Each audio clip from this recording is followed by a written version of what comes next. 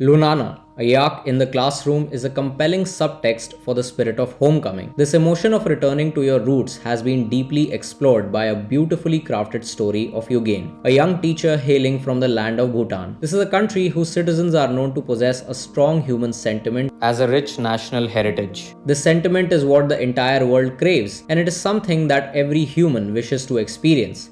That sentiment is happiness, which is directly connected with the desire of gaining fulfillment in life. Bhutan likes to concentrate on the approach of strengthening the richness of its national heritage and measuring it with the help of a gross national happiness, which, in the words of the fourth king of Bhutan, is more important than gross domestic product.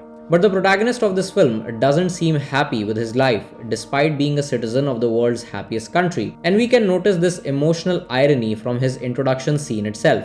His t-shirt is donning the core philosophy of his birthplace, but Yugen seems to be completely detached from the idea of happiness. We get an indication of the possible reason behind this detachment, a pamphlet of Australian tourism, and then his direct refusal to continue his teaching job. That pamphlet is like a map that Yugen wants to follow for living his life with his definition of happiness. Yugen expresses the same concern both to his grandmother and his boss. He wants to get rid of this job as soon as possible. But the government is not ready to relieve him from his tenure. He needs to serve for another year. Yugen's destiny presents him with an offer which he cannot refuse, a teaching job at the school in Lunana, a place that is tightly hugged by the gatekeepers of nature and is home to the remotest school in the entire world. Our protagonist is not willing to change his direction, but destiny is not willing to let Yugen continue his self-defined pursuit of happiness. Why is that? We will find out soon. Yugen starts his journey to Lunana with the plan of returning as soon as possible. His disinterest in the job opportunity is clearly reflected by his sheer unwillingness towards everything during his travels. His Walkman, headphones, and that pamphlet of Australian tourism have been used as important motifs to reflect the same. He is dying to get out of Bhutan and move out to Australia so that he could become a singer. His lost sense of belonging gets established by his action of resorting to listening his own playlist instead of his country tunes. Those headphones echo his musical dream, and the Walkman is the closet of his dearest symphonies. The trip to Lunana is not easy, especially for someone like Yugen who has lived all his life in the capital city of Thimphu. We can see his involuntary attitude towards his new job by how often he gets pestered during his hike to reach the village where he navigates through the meanders of the natural world. There is no car, no taxis, no straight roads, just a trail that is leading to a destination which has been finalized by destiny itself like a magical prophecy. After hiking for almost a week, Yugen finally arrives in Lunana. To his surprise, he sees that each and every person from the village is there to welcome him. But in reality, it is not Yugen but his post as a teacher that is receiving such a warm hospitality. The people of Lunana respect the power of education, and unlike Yugen, they have immense respect for the status of a teacher. Yugen is escorted to the school, which will be his new home and his new workplace. But the moment he steps into the structure, he is completely taken aback by the condition of the school. The people of Lunana have genuinely managed to provide a strong foundation to the school. Yes, the furniture has collected dust because of how the school remains closed during winters, but still you cannot complain or question the dedication of the villagers. But Yugen's frustration that kept piling up during his journey has now reached a saturation point. His lost sense of belonging and reluctance towards fulfilling his duty as a teacher make him announce that he wants to leave this place as soon as possible. But then the village headman tells him that he won't be able to leave immediately. He needs to hold his horses because quite literally the horses need to be held back to rest for a few days. Now there are two incidents taking place in Lunana because of Yugen's arrival. The first one is the spiritual transformation of Yugen's mindset towards his homeland and the discovery of his true purpose.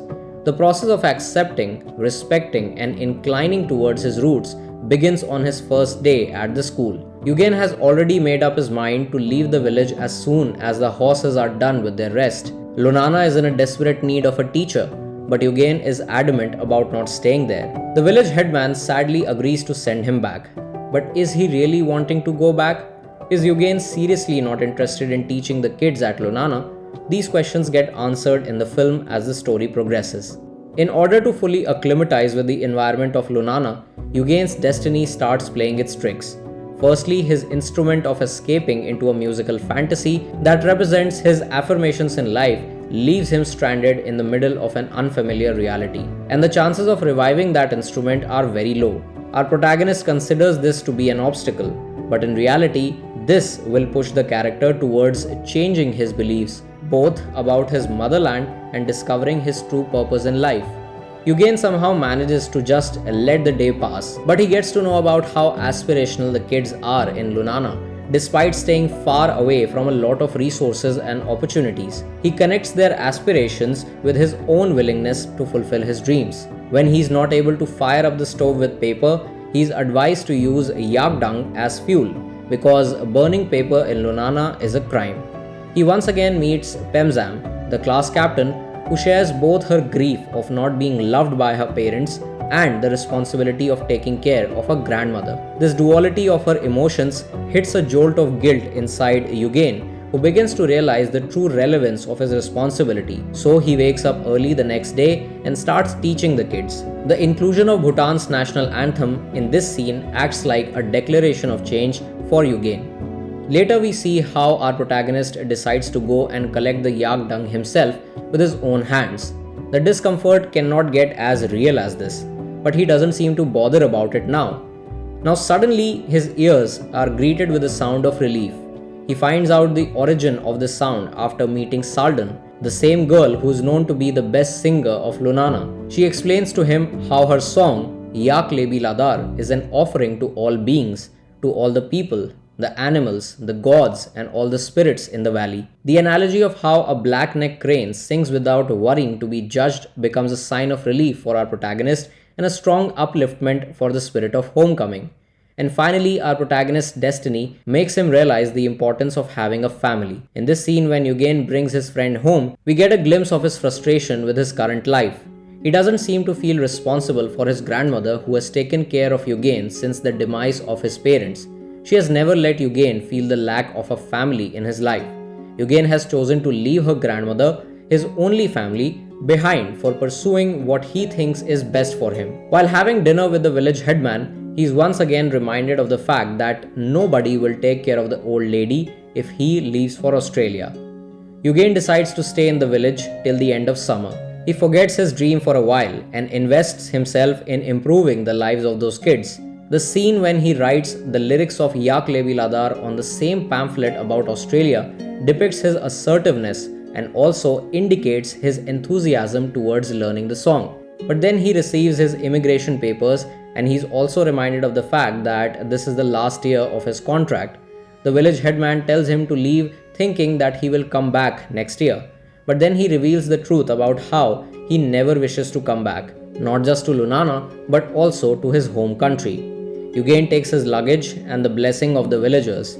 He leaves Lunana, but now he is not the same person anymore. His experiences have made him realize the true meaning of everything that he considered to be meaningless.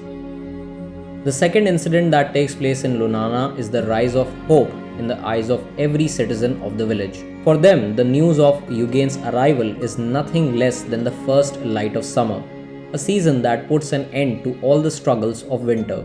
A season that spreads the glow of happiness. A season that signals the arrival of something that is not just mere animals, but the true saviors of life for the people of Lunana, the Yaks.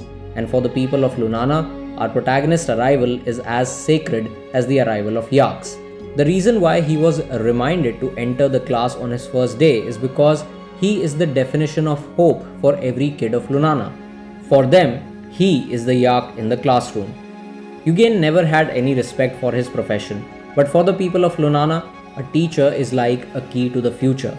The song Yak Lebi Ladar has been used as a metaphor for how no matter where Yugen goes in the world, he will always come back to his home, his real home.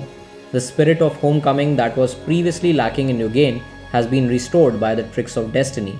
Lunana has given our protagonist the true definition of fulfillment in life. The spirit will always stay alive in his heart because now he knows who he really is and what he really wants to be in his life.